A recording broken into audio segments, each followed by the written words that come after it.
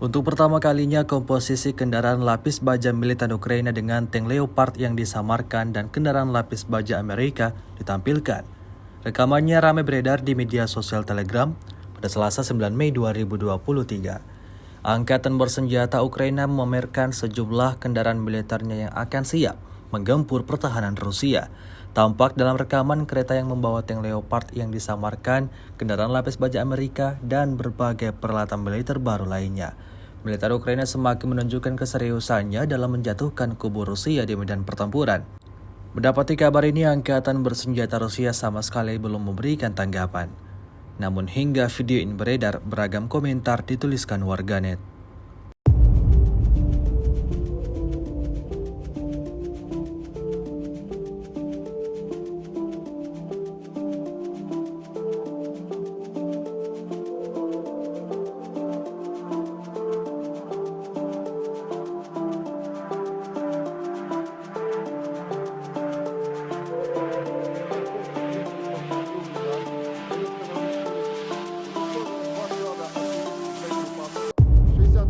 Егерской и 72-й механизированной бригады вооруженных сил Украины. Нанесено поражение 86 подразделений в районах населенных пунктов Владимировка, Кременная Луганской Народной Республики, Табаевка Харьковской области, Никольская Донецкой Народной Республики и Жеребянки Запорожской области.